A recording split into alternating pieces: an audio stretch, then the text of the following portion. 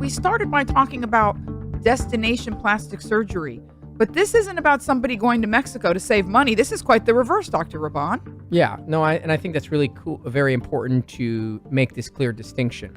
The bottom line is that an individual sits in their home, and at some juncture in time, he or she decides, I want to do something. I want to change. I want to make a move in the right direction through the avenue of cosmetic or aesthetic surgery.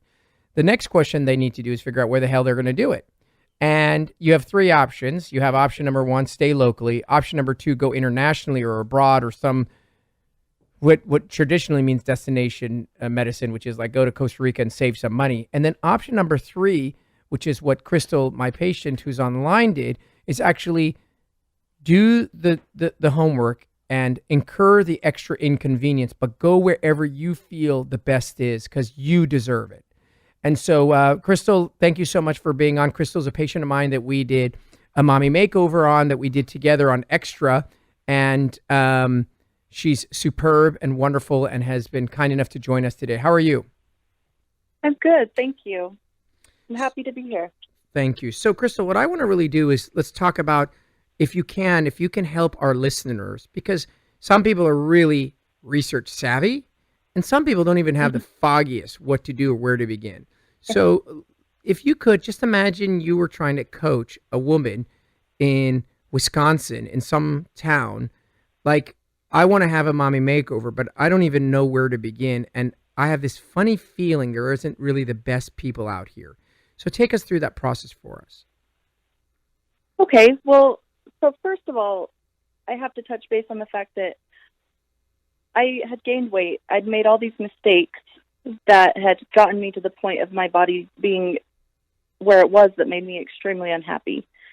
And I put in all the work. I lost the 90 pounds, and then I was still at a point where I couldn't fix what I had done to my body.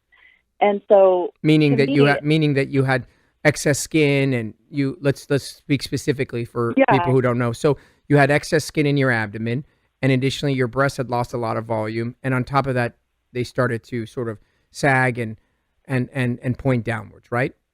Right. And no matter what I did, I couldn't fix that. And so to me it was simply that the only step for me to take was that I had to have surgery to fix that. And because of all the mistakes I'd made, I wasn't going to make the same mistake when it came to fixing it. I wasn't going to go to somebody who didn't care about my body as much as I did, or who, did the factory in and out surgeries. And so I researched all over Utah. I even went to a couple consultations, and I wasn't impressed. The biggest thing was the galleries that you could look at. The scars were jagged. The breasts were lopsided, and I just thought, I don't want that. I'll take what I have over that.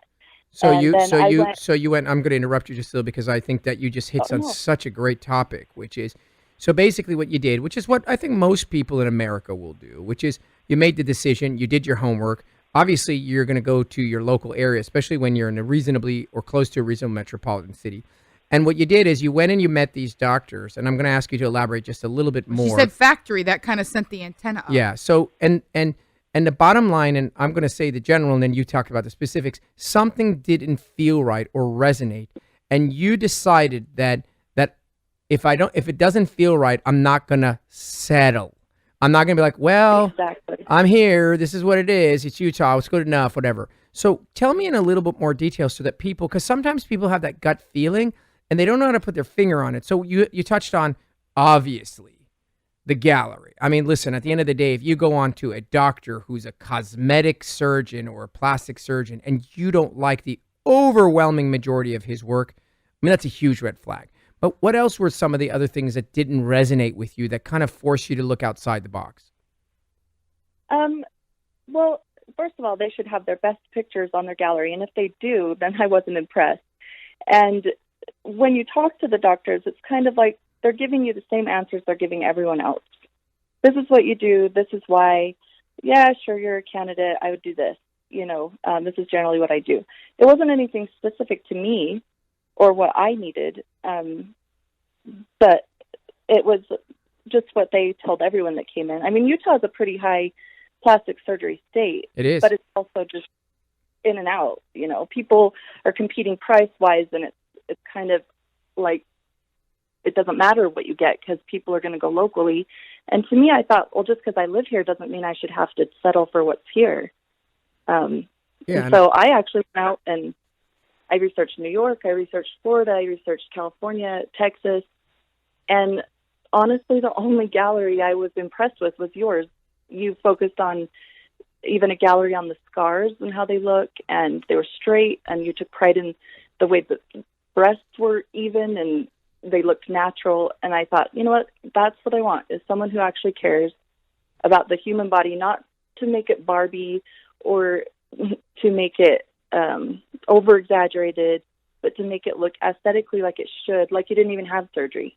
So you went to the galleries, and so tell somebody, so take somebody through the process of this researching, because what you just said is like music to my ears. It makes me warm and happy inside, which is He's smiling. I'm looking right at him. because I'm the type of person, if I want to buy a toaster, I mean, God help me, I'm going to be on there. Consumer Reports. I'm going to kill myself over a damn toaster, let alone rearrange my body under a knife. So when you went online, I assume that's what you did. Tell me your process. Tell me what did you do? What did you Google? I just Googled best plastic surgeons in the United States. Okay. And just went to each of those sites, and yours was actually one of the top ones. And, there were some other surgeons that did have good galleries, but nothing that resonated with me personally. And let's just pretend there's a woman in her car. Gallery is the before and afters. It's where Yes. you go and find their It is. work. Okay. Right. And I didn't just look at the breast or the stomach. I looked at the nose jobs that were being done by this doctor. I looked at everything on the gallery to see if they took pride in their work, if they took the time to do it right, or if it was just whatever they wanted to put out there to get the taste. That's a really good. That's so funny you should say that. So all the time I get phone calls from people around the country that are acquaintances or whatever, and they'll ask me to vet other surgeons, and they'll say, "Hey, so and so wants to go to this guy. What do you think?" And obviously, I don't know this guy. I don't know who this guy is. And even though they're going there, say for example, for a breast dog, the first thing I do is I go to their nose gallery, and I look at their rhinoplasty. And the reason is exactly what you said, because the rhinoplasty and or some other surgeries really, really tap into or elucidate that surgeon's skill set in terms of finesse. And so if a surgeon is outstanding, he or she should be outstanding in anything they produce. So if you are mediocre at rhinoplasty and think you're excellent at breast, in my opinion, my humble opinion, you shouldn't be doing noses. You should only do things. I happen to do everything, not because I think I'm amazing, but I feel like the work I produce, I feel proud of the work that I produce. There are things that I don't do because I don't think I'm interested, or I feel like I give it 110 because it's not in my wheelhouse. So I don't do everything that I don't want to do, but anything I put out there, I hope that if you go on there, like you said, you're coming in for a mommy makeover and you go look at, say, my noses, you're like, wow, okay, these look pretty good to me. So that's very, very good advice. Very good advice. And let me ask, do you actually have children? Because you kept referencing losing weight and how you let your body get to a certain point. Do you have children? I do. I have an 8-year-old daughter. Okay, so the mommy makeover doesn't just mean like a year after you have the kid. It could mean No. So mommy makeover in general is just kind of a catch-all phrase that's caught attention. It means that an individual woman, usually either from having children and or weight loss and or both, as in Crystal's case, has a cluster of changes in her body that need the work of a tummy tuck, liposuction, breast lift, and breast dog. That cluster together or variation of is considered a mommy makeover, as it's just a general term. Now, whether you got there from having 4 kids, having lost 100 pounds, or both is really contingent on the person. In Crystal's case, she did a little of both. 1 kid and 90 pounds is a lot of changes, I'm suspecting. Crystal, did you spend time, because people put a lot of emphasis. So I agree with you 100%. Gallery, it sounds like, was a huge ding, ding, ding, ding. What did you do in terms of reading what people had to say and so to speak, filtering through the reviews? Because, they can be really helpful, can be really misleading. What was your experience from an out-of-town standpoint? Okay, now this I actually thought of as we were talking about it. I was thinking back as to whether I even looked at reviews, and I didn't. People would come up to me in Utah and say, "Oh, my wife had her breasts done by this doctor. It was great," or "Oh, this person did a tummy tuck. It was great." And then I'd go research those doctors, and I wasn't impressed by the gallery. And so, in that sense, I thought, well, I'm not looking at their opinions because that's their opinion. I'm looking at my own personal opinion and what I see from what the doctors are putting out there as their best work, and whether that to me is acceptable as what best work could be. So once you identified me, for example, because it sounds like you're very aesthetic, which I. Visual. I'm very visual as well. Did you then go in to look at reviews? What if you went to a doctor, say me, and then you went on there and the reviews were like, he's got terrible bedside manner. He's very rude to patients. The staff is awful. He wears weird shoes. He wears cool Nikes. What did you do that afterwards, or were you just sold on visual? I did. That's true. I did with you. So after I looked at your gallery, and I was kind of like, okay, this is the doctor I want to go fly to California and talk to. You're the only one I flew out of state to see. And I did read some reviews, and people said, mostly they said, he's going to tell you how it is. He's going to tell you what you don't want to hear or what you do want to hear, but it's going to be an honest answer. And I thought, you know what, that's what I want. I don't want a doctor who wants a paycheck. I want a doctor who's going to tell me the truth as to what I need and what's best for my body. And when you came, what did I tell you? And that exact thing. I went in there and I'm like, oh, we just need to do this. And you're like, no, we need to do this and this. And if you want the body you want, this is what it has to be. And I appreciated that. I don't know how it works. Yeah, I mean, at the end of the day, my goal, as it should be for every physician, is truly, and not just lip service, to treat each an individual patient and just wonder, if this was my wife, if this was my sister, if this was my mom, what would I do? So, I think a lot of people do. I'm just going to make a little comment and then we'll move for the next issue. But a lot of people do spend a lot of time looking at reviews, and they can be incredibly helpful or incredibly misleading. The problem with I think some of them are fake. Not some, a lot. I feel that way when I read them. And so what happens is, I think for people who are listening and saying, okay, well, I look at the gallery and I find 3 guys that have, to me, what seems like good results. Crystal, I'll tell you, you're a very critical observer. So you were able to discern purely based on visual. But for a lot of patients, they look at the outcomes. They're like, they all look pretty good. And those are people that are like, it's good enough. So then they go to the next step, which is they look at reviews. And the problem with reviews, and what I would look for as a physician, is consistency in description. What does that mean? To me, it doesn't really matter if every review says, oh my God, I went inside Dr. Raban. I had a breast aug. I love my breast. He's amazing. Oh my God, I had a tummy tuck. I love my results. Dr. Raban is amazing. Oh my God, that's not helpful. What's helpful is critical analysis that dissects things that only a person who really went through the experience would know, and consistency. So for example, you touched on it. My personality is fairly direct, hence Plastic Surgery Uncensored. I'm a very direct person. I wouldn't say fairly. I'd say extremely. Okay. So Monique will say, because Monique and I had a similar experience I did a consult for her. So I'm direct. That's good. That's bad. That's horrible. I like it. I dislike it. It's consistent. It's reproducible. And it tells you that the reviews are authentic, because it's not saying he walks on water, my results are amazing. He says, I went and saw him and he told me the truth and it bothered me. It didn't bother me, whatever. So what you want to look for, as if you were working in the FBI, is you want to look for signs that these individuals are real. It isn't the staff writing the reviews. It isn't useless information. The fact that the review says, oh my God, I had to wait in the office an hour, that's irrelevant.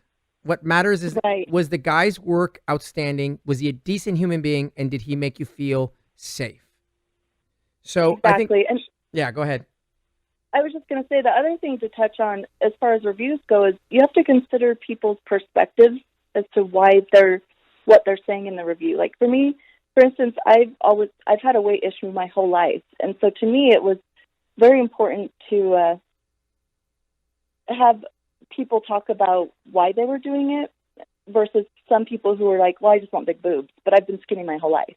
They're getting it done for a totally different reason than I'm getting it done, where I want to have a body I can finally be proud of and be comfortable in, versus this person who just wants big boobs but has always been comfortable in their body. That's a very good point. They might not care about if their boobs are a little lopsided, but to me, I'm like, I've never had the perfection that person might have had, so this is my chance to do it. That's I think it's a very good point, is that you want to read the reviews from your vantage point, not perhaps that person's vantage point. Listen, we're going to take a quick break, and when we come back, I'm going to ask the obvious, which is, okay, great, you went out of town. I want to know, and we want to know the truth, what were the inconveniences associated with traveling out of your local area? Because at the end of the day, maybe for you it was worthy exchange, which is you have the body you wanted, but other people want to know, well, there's extra cost, there's extra time, travel, this, that, the other. So by myself, I'm in a place where I don't have my family. Yeah, here. we're going to talk about all that. So hang tight, and we'll get back to you in just a little bit, okay? Okay. And we're back on Plastic Surgery Uncensored with Dr. Roddy Raban. We're talking to our guest, Crystal, about Destination Plastic Surgery. She came all the way from Utah after looking at your gallery and made the decision that you were the guy. Now we need to find out what that actually entailed logistically. Yes. Logistics are important. So, Crystal, will you do me a favor? And, the purpose of this is to be brutally honest, so to speak. So no sugarcoating. You traveled out of state, and I'd like you to kind of share. You made a decision, and that decision was, and I think it's pretty obvious since we aired your particular reveal on Extra, that you looked amazing, and I'm assuming that the exchange of the inconvenience was worth it. But what are the exchanges? So what is it that you had to do extra as a result of traveling out of town? Well, there's the expense, obviously, but also I'm a single mom, so it was inconvenient for me to have to find someone to watch my child while I was gone, or find a time to fit that in when she was gone, or even I knew nobody in California. So when I was there post-surgery for 2 weeks, I had to have people who were willing to come out there and to help me out while I'm recovering. And those are probably the biggest inconveniences, but luckily and they're pretty big. They worked out. They are big. Yeah, and so what you're underscoring, which is very important for anyone listening in Detroit or Michigan, et cetera, is that if you want to do this, which I think if you get the results you want will be well worth it, you must have support, because you're now outside of your element. You're alone. You need help at home for what you've left behind, and you need help in your new location with recovery. And so I think you want to make sure that when you decide to do this, that you have someone or some people by your side, because that's going to be super crucial. Do you stay in a hotel? Almost definitely. No, I stayed in an Airbnb because I wanted to be comfortable and feel like I was at home. Had a kitchen and... So, Crystal, exactly. Can you tell us a little bit about the costs? So the costs, what are the extra costs that you think you incurred as a result of traveling out of town? So what are they? Well, I had to fly there several times, pre and post. So that was incurred airline prices, Airbnb cost. Anyone who helped me out, I paid for them to fly out there and help me. There was no cost for someone to watch my child because it was like my mother. So they obviously are just going to do it. And then food and... Well, and then, of course, I'm assuming that the cost, let's say we were the same price or probably more expensive than the local doctors? More expensive. So there was that cost. To me, I don't think you can really put a price on having the body you want. Right. So I think what you're saying is now, so I'm just trying to make general understandings for people. It's like, if you're going to do this, then you need to A, have the support, and B, you need to save the money. You need to save the finances. You want that beautiful Mercedes in your driveway. Then take a year, work hard, set money aside, and then anything is doable. But the key is you want to make sure that you've planned accordingly so that you too can have, now you're how long out from surgery? Almost a year. It'll be a year and 2 months. And do you look just amazing? Yeah, I love it. I'm so, I used to cringe when people would touch my waist. Now I don't even think about it. What was the most wear whatever I exciting? want. Yeah, that had to be it. I was going to say, what was the most exciting like reveal? Like the first time you put on a bathing suit. Walk me through that. It must have been on Extra because she made the reveal on Extra. It was amazing. I mean, Yeah. people were freaking out. Her transformation. We'll put the link up later. That'd but be I mean, great. her transformation was nothing shy of extraordinary. Yeah, it was the flat stomach. I'd never in my entire life had a flat stomach. And I pretty much cried. The first time the swelling was down and I put on my underwear and they didn't roll down because of my stomach. They just stayed there, and I could see in my belly button, and I was like, this is a dream come true. I can't believe that this is even me. You know, it was surreal a little. Well, we're happy for you. You deserve it. You're a sweetheart, and we really appreciate you taking the time to be a part of this podcast and help by sharing of your story and enlightening and hopefully educating someone and sort of, if you will, passing the plastic surgery torch forward. Thank you. I'm happy to have been here, and I appreciate you, Dr. Bon. You're a great doctor, honest, and you'd be the best one I'd recommend for anyone. So. Appreciate it, honey. Thank you so much, sweetheart. What a nice way to wrap it up. I was going to I wrap would it say up just- before I would she just- gave I would you the just love. I would just end on I'm that. done. Don't say anything. Plastic Surgery Uncensored. Listen for the next episode with Dr. Roddy Raban.